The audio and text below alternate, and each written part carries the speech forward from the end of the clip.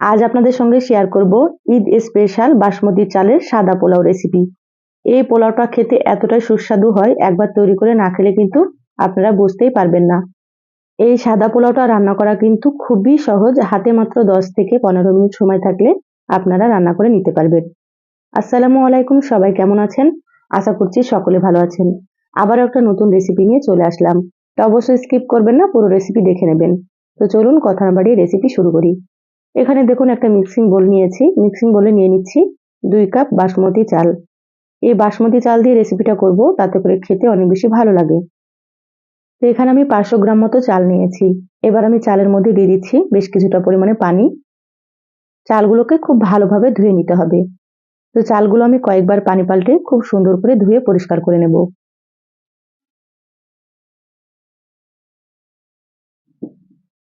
তো চালগুলো আমি পরিষ্কার করে নিয়ে তারপরে আপনাদেরকে দেখাচ্ছি।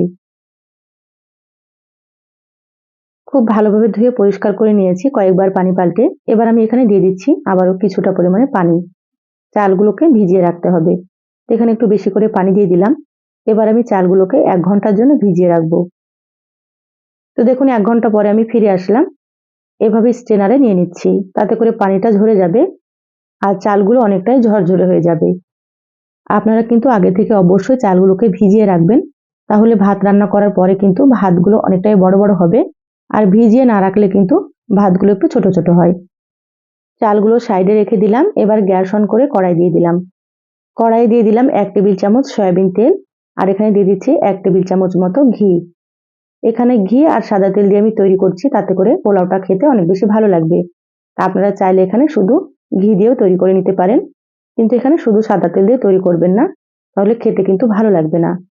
দেখুন ঘিগুলো গলে গিয়েছে। এবার আমি এখানে দিয়ে দিলাম বেশ কিছুটা পরিমাণে কাজু বাদাম আর কিশমিশ। পোলাও কিন্তু একটু কাজু বাদাম আর কিশমিশ বেশি করে দিলেই ভালো লাগে খেতে। এবার গ্যাসের আঁচ মিডিয়ামে রেখে কাজু বাদাম আর কিশমিশগুলো ভেজে নেব। হাই হিটে ভাজবো না, তাহলে কিন্তু উপর থেকে খুব তাড়াতাড়ি কালার চলে আসবে আর বাদামগুলো ভাজা হবে না। তো দেখুন আস্তে আস্তে সুন্দর একটা কালার চলে এসেছে আর বাদাম আর কিশমিশগুলো কিন্তু ভাজা হয়ে গিয়েছে। এবার আমি তুলে নিচ্ছি প্লেটে। তো যারা ভিডিওটি ইউটিউব চ্যানেল থেকে নতুন দেখছেন, প্লিজ চ্যানেলটা সাবস্ক্রাইব করে সাথেই থাকবেন। আর যারা ফেসবুক পেজ থেকে ভিডিওটি দেখছেন, একটা লাইক দিয়ে পেজটা ফলো করে রাখবেন, তাতে করে আমি যখনই ভিডিও আপলোড করব আপনারা সবার প্রথমে নোটিফিকেশন পেয়ে যাবেন। কাজু বাদাম আর কিশমিশ প্লেটে রেখে দিলাম। এবার এখানে দিয়ে দিলাম 2টো তেজপাতা, এখানে 5টা মতো দিয়ে দিলাম এলাচ, 5টা লবঙ্গ আর 4 টুকরো মতো দিয়ে দিলাম দারুচিনি। এবার গোটা মশলাগুলোকে একটু ভেজে নেব সুন্দর একটা ফ্লেভার আসা পর্যন্ত। দেখুন হালকা একটু ভেজে নিলাম। এবার এখানে দিয়ে দিচ্ছি 1 চামচ মতো গ্রেট করা আদা। আদাটা একটু গ্রেট করে দিলে কিন্তু খেতে ভালো লাগে, একটু দাঁতের নিচে পড়ে আর খেতে অনেক বেশি ভালো লাগে। তা আপনারা এখানে চাইলে কিন্তু আদাটা বেটেও দিতে পারেন। এবার আদাটাকে খুব ভালোভাবে একটু ভেজে নেব। এভাবে ঘিয়ের সঙ্গে অবশ্যই ভেজে নিতে হবে। দেখুন আদার কালারটা কিন্তু একটু হালকা লালচে হয়ে গিয়েছে আর এগুলো ভাজাও হয়ে গিয়েছে। এবার আমি এখানে দিয়ে দিচ্ছি ভেজানো চাল। চালগুলো দেখুন আগে থেকে কিন্তু অনেকটাই ঝরঝরে হয়ে গিয়েছে। এবার চালগুলোকে খুব ভালোভাবে ভেজে নিতে হবে।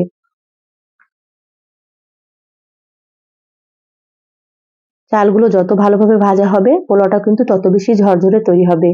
সেই জন্য আপনারা একটু সময় নিয়ে ভেজে নেবেন।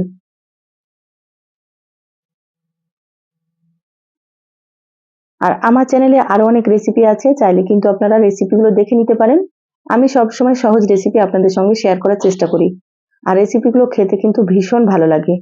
তা আপনারাও কিন্তু তৈরি করে খেয়ে কমেন্ট করে জানাবেন আপনাদেরকে কেমন লেগেছে। চালগুলোকে এভাবে একটু হালকা হাতে নেড়েচেড়ে ভেজে নিতে হবে। খুব জোর দিয়ে কিন্তু নাড়াচাড়া করা যাবে না, কারণ চালগুলো অনেকটা নরম থাকে, চালগুলো কিন্তু ভেঙে যেতে পারে। তা আপনারা এভাবে হালকা হাতে একটু সময় নিয়ে ভেজে নেবেন। দেখুন সুন্দর করে 6 থেকে 7 মিনিট খুব ভালোভাবে ভেজে নিলাম। এবার আমি এখানে দিয়ে দিচ্ছি পরিমাণ মতো পানি। তো এখানে আমি 2 কাপ চাল নিয়েছিলাম। 2 কাপ চালের জন্য এখানে 4 কাপ পানি দিতে হবে। যতটা চাল নেবেন তার ডবল পানি দিতে হবে। আপনারা ঘরে থাকা যে কোনো বাটি বা কাপ মেপে চালটা নিয়ে নেবেন, তাহলে রান্নাটা করতে অনেকটা সুবিধা হবে। আপনারা ডবল পরিমাণে পানি দিয়ে দেবেন। দেখুন 4 কাপ পরিমাণে পানি দিয়ে দিলাম, খুব ভালোভাবে একটু নেড়েচেড়ে নিয়েছি। এবার আমি এখানে দিয়ে দিলাম 1 চামচ মতো লবণ। তো এখানে আমি প্রথমে 1 চামচ দিয়ে দিলাম, পরে যদি আবারও লাগে একটু চেক করে দিয়ে দেব। এবার দিয়ে দিচ্ছি ভেজে রাখা কাজু আর কিশমিশ। এবার এখানে দিয়ে দিচ্ছি চিনি। তো এখানে আমি 4 চামচ চিনি দিয়ে দিচ্ছি প্রথমে, যদি আবার একটু লাগে পরে দিয়ে দেব। আবারও যদি চিনি দিই সেটাও আপনাদেরকে আমি দেখিয়ে দেব। তো এখানে আমি 4 চামচ চিনি দিয়ে দিলাম। এবার দিয়ে দিচ্ছি কাঁচামরিচ। তো এখানে আমি 5টা কাঁচামরিচ দিয়ে দিলাম। কাঁচামরিচগুলোকে একটু চিড়ে দিয়েছি, তাতে করে ফ্লেভারটাও ভালো হবে আর হালকা একটু ঝাল হবে। এবার নেড়েচেড়ে খুব ভালোভাবে মিশিয়ে নিচ্ছি। দেখুন খুব ভালোভাবে নেড়েচেড়ে মিশিয়ে নিলাম। এবার ঢাকা দিয়ে হাই হিটে 5 থেকে 6 মিনিট রান্না করে নেব, তারপরেই দেখাচ্ছি। দেখুন হাই হিটে আমি 6 মিনিট মতো রান্না করে নিয়েছি। পানিটা কিন্তু অনেকটাই কমে গিয়েছে, কিন্তু একেবারে শুকনো হয়নি, হালকা পানি আছে। দেখে হয়তো বুঝতে পারছেন আপনারা। খুব ভালোভাবে একটু এভাবে নেড়েচেড়ে নিতে হবে, তাতে করে চালগুলো খুব সমান মতো সেদ্ধ হবে। দেখুন খুব ভালোভাবে নেড়েচেড়ে নিলাম। এবার আমি এখানে চেক করে দেখেছি লবণটা একটু কম আছে। তো এখানে আবারও হাফ চামচ মতো লবণ দিয়ে দিলাম আর দিয়ে দিচ্ছি এখানে আরো 1 চামচ মতো চিনি। এই পর্যায়ে আপনারা কিন্তু চেক করে দেখে নেবেন, যদি লবণ মিষ্টি কম থাকে তাহলে কিন্তু আপনারা এখানে দিয়ে দিতে পারেন। আবারও হালকা হাতে নেড়েচেড়ে মিশিয়ে নিচ্ছি। খুব বেশি জোর দিয়ে কিন্তু নাড়াচাড়া করা যাবে না, হালকা হাতে মিশিয়ে নিতে হবে, না হলে কিন্তু ভাতগুলো ভেঙে যাবে। তো দেখুন আমি হালকা হাতে মিশিয়ে নিচ্ছি। আর এরকম একটু হালকা পানি থাকতে আপনারা চেক করবেন, তাহলে লবণ আর চিনিটা কিন্তু খুব ভালো মতো মিশে যাবে। এবার ঢাকা দিয়ে আবারও আমি 4 থেকে 5 মিনিট মতো রান্না করব, তারপরেই দেখাচ্ছি আপনাদেরকে। দেখুন 5 মিনিট মতো রান্না করে নিয়েছি। পানিটা কিন্তু একেবারে শুকনো হয়ে গিয়েছে আর পোলাওটা একেবারে ঝরঝরে তৈরি হয়েছে। দেখুন দেখেই বুঝতে পারছেন। আর এই পোলাওটা রান্না হতে কিন্তু খুব বেশি সময় লাগবে না, 10 থেকে 12 মিনিট মতো সময় লাগবে, যেহেতু চালগুলো আগে থেকে আমি ভিজিয়ে রেখেছিলাম সেই জন্য। দেখুন এবার আমি এখানে 1 চামচ মতো ঘি দিয়ে দিচ্ছি। ঘিটাকে খুব ভালোভাবে এভাবে ছড়িয়ে দিলাম।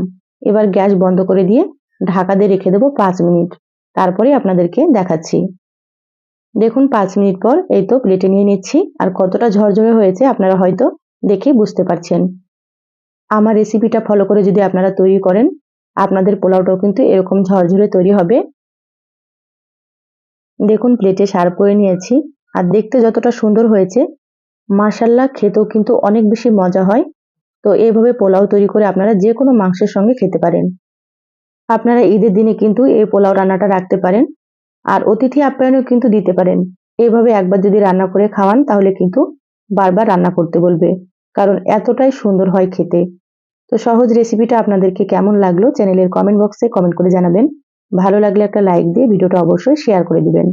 সবাই ভালো থাকবেন, সুস্থ থাকবেন। ফিরে আসবো আবার কোনো নতুন রেসিপি নিয়ে। ধন্যবাদ সবাইকে। আল্লাহ হাফেজ।